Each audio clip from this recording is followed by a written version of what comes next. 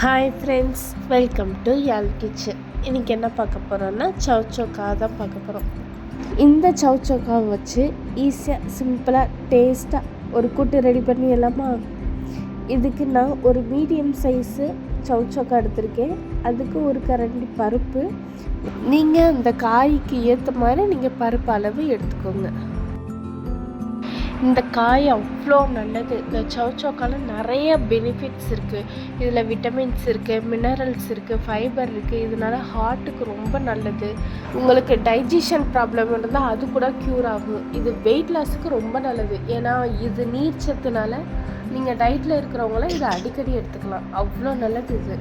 இல்லை நீங்கள் யாரும் டயட் ஃபாலோ பண்ணிகிட்ருக்கீங்கன்னா, இல்லை வெயிட் லாஸ் பண்ணணும்னு நீங்கள் நினச்சிக்கிட்டு இருந்தீங்கன்னா இந்த மாதிரி ரெசிபி கூட நீங்கள் செஞ்சு சாப்பிட்லாம். அவ்வளோ நல்லது. கண்டிப்பாக ட்ரை பண்ணுங்கள். நான் இது கொஞ்சம் தண்ணியாக வச்சுருக்கேன் பாப்பா கூட்டுறனால.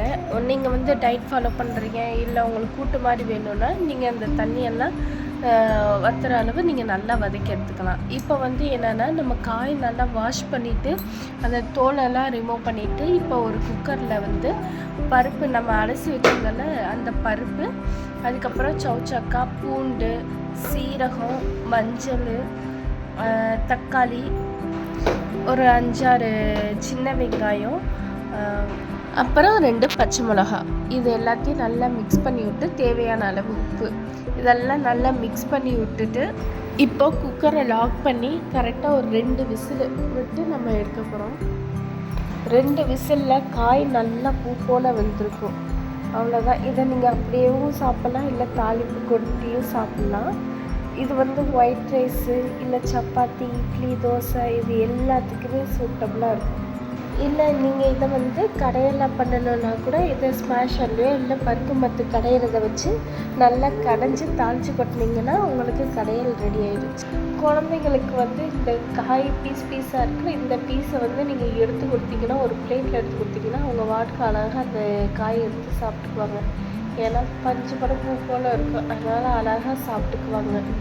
கண்டிப்பாக இந்த கூட்டை நீங்கள் ட்ரை பண்ணுங்கள். ட்ரை பண்ணிவிட்டு எப்படி வந்துச்சுன்னு கமெண்டில் சொல்லுங்கள்.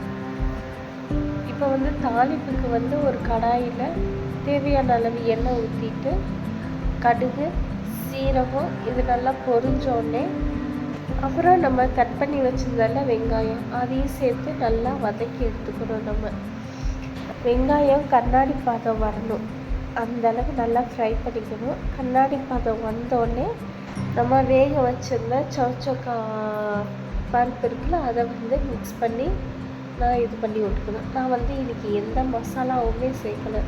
காரத்துக்கு ஃபுல்லாக 2 பச்சை மிளகாய் போட்டிருக்கோம்ல, அதுவே நல்லா காரமாக இருக்கும். இன்றைக்கி ஆயிலுமே நம்ம கம்மியாக தான் ஊற்றிருக்கோம். பட் டேஸ்ட்டு வேறு லெவலில் இருக்கும். கண்டிப்பாக ட்ரை பண்ணுங்கள். ட்ரை பண்ணிவிட்டு எப்படி இருந்துச்சுன்னு சொல்லுங்கள்.